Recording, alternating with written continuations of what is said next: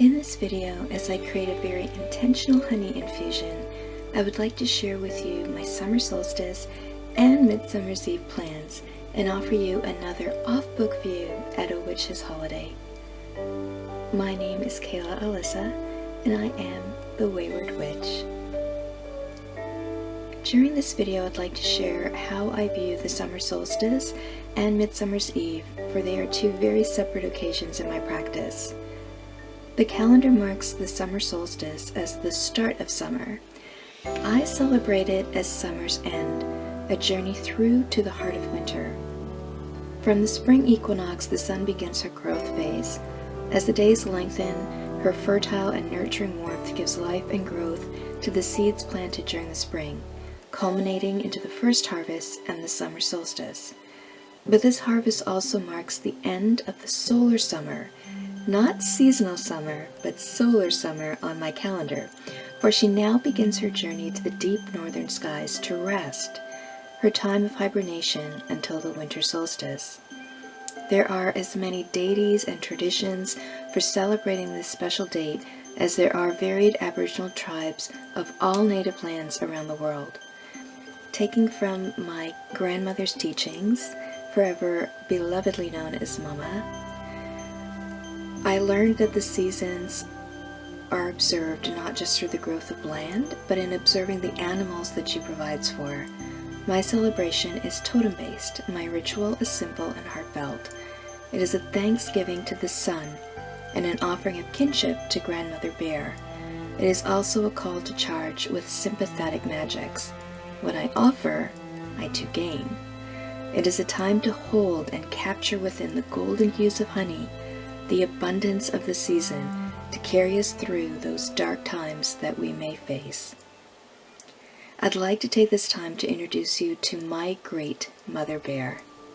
In various global tribes, the bear is associated with both solar and lunar energies, as she resides both day and night.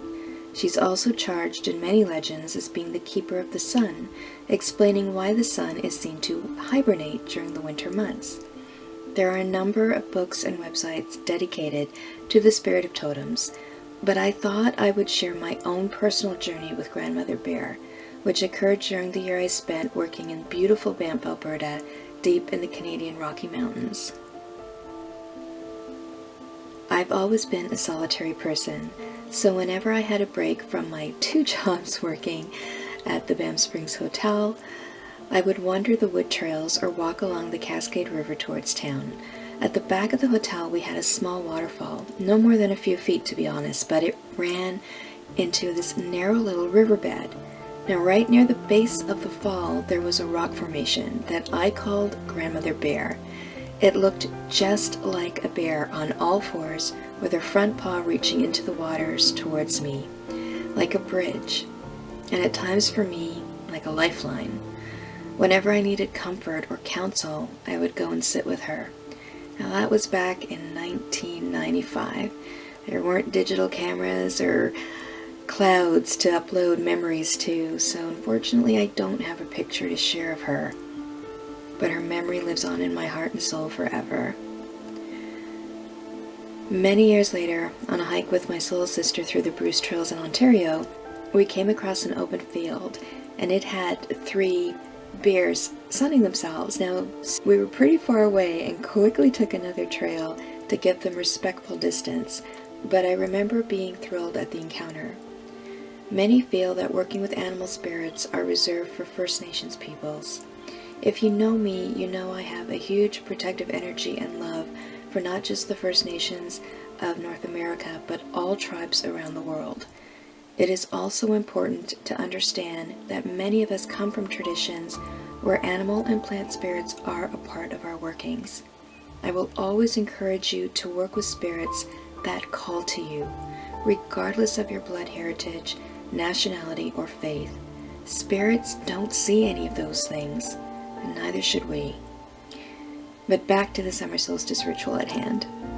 The importance here is how and why I show gratitude to Grandmother Bear and share a simple offering with her to show my support for the journey she is about to embark on deep into the northern skies to the winter's cave for her hibernation with Sister Sun.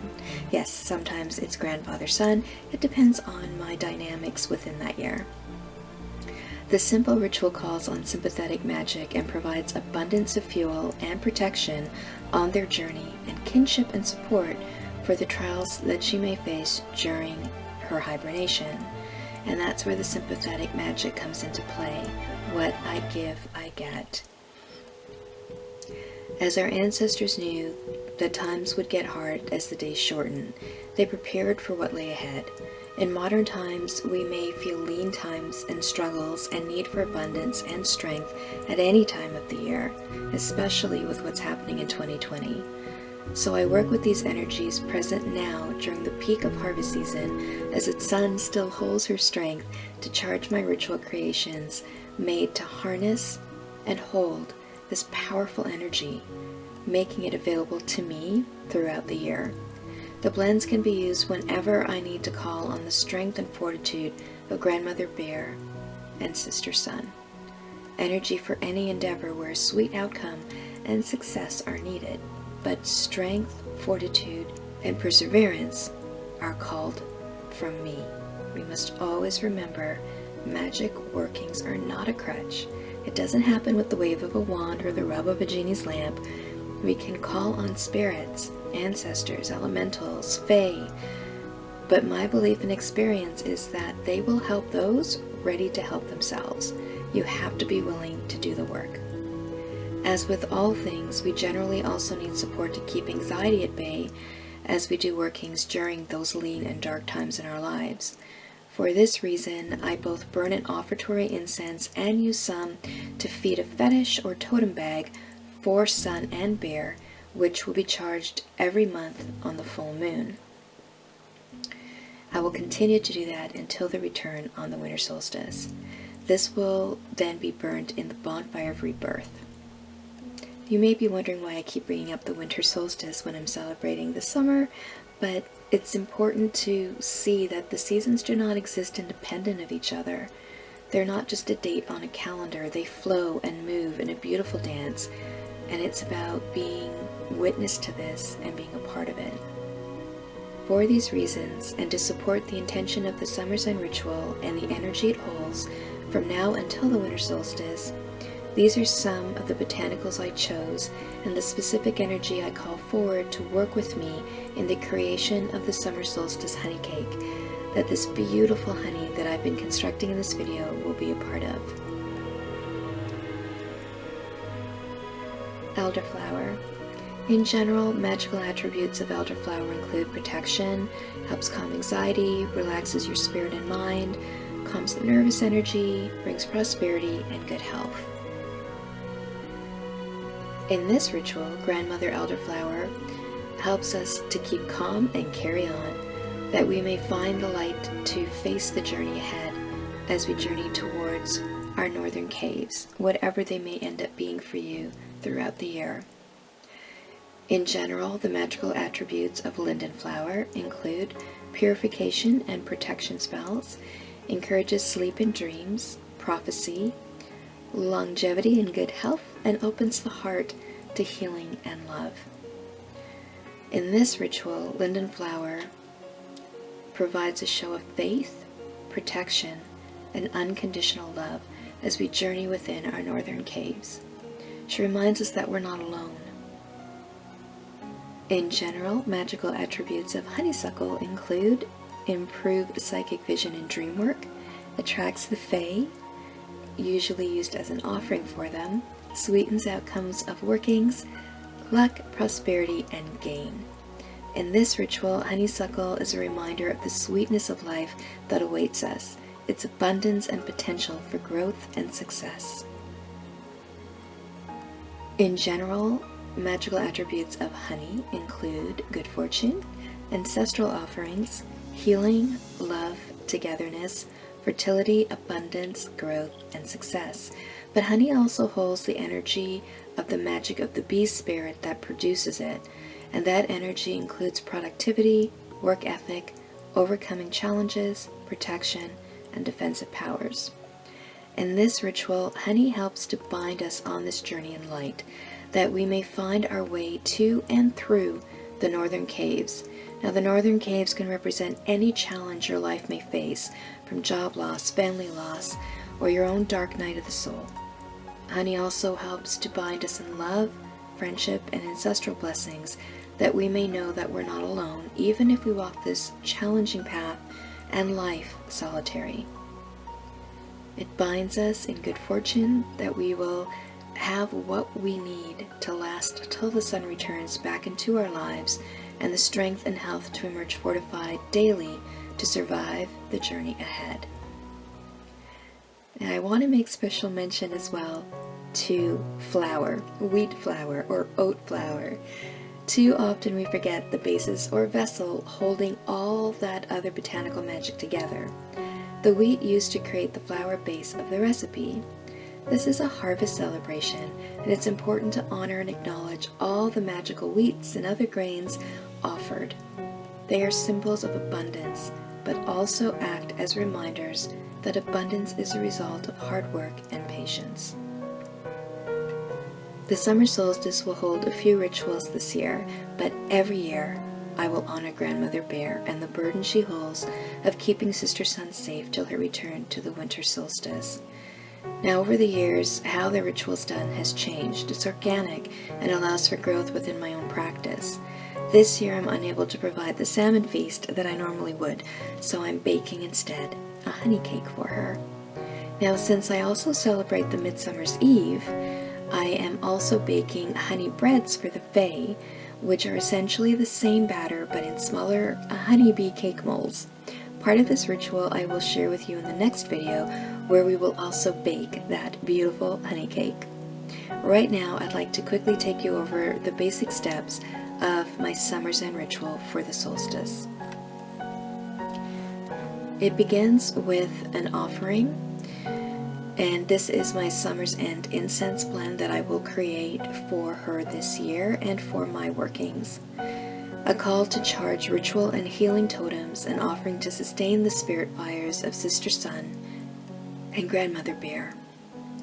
Now, generally I do have the prayer written out, but I will often take it off book and speak from the heart. But here are the words that I've written. From this sacred light, may your fires reignite. Through breath of life, I offer thee life-sustaining energy. From within this sacred ash, solar light shall come to pass. I ask that your light shine within these offerings, that they may sustain us during the dark months, igniting your fires of protection, healing, and growth within their kin. After making the incense offering, I will light a candle. Sister Sun, I thank you for the period of light you have provided, sustaining our cycle of life through nourishment and growth. On this day, you hold majesty over Mother Earth, full of your spiritual fires. A show of gratitude to Great Grandmother Bear and a blessing for their journey then follows. Great Mother Bear, you hold the life force of creation within you. You hold Sister Sun. To fuel your journey across the skies to the northern caves, I offer you fuel to sustain you, faith to await you, fires to protect you, and love as your kinship. And that is the very simple gratitude offering that I make to Sister Sun and Grandmother Bear. Thank you for staying with me. I know this video has been a bit long, but there was a lot to cover in what the summer solstice celebrations mean to me. In the next video, as I mentioned, we will create the honey cake and the honey buns for the Fae. And I'm also going to share part of the ritual that I actually did today to welcome Fae to the land where I live. I won't get into too much of the detail of it because it was a very emotional and personal journey, but I will share some aspects of it with you, part of which came from a new book that I've acquired and I'm really looking forward to diving deep into. So that is it for this video. Thank you for staying with me till the end if you did, and I look forward to your comments. If you would like the recipe for the honey cake, which will be in the next video, I do have a PDF created for you guys, and it does include this ritual spell for Grandmother Bear and Sister Sun If you're interested in doing something similar, I hope it provides you with inspiration. For now, as always, embrace the dark to find the light and live in balance. My name is Kayla Alyssa, and I am your Wayward Witch.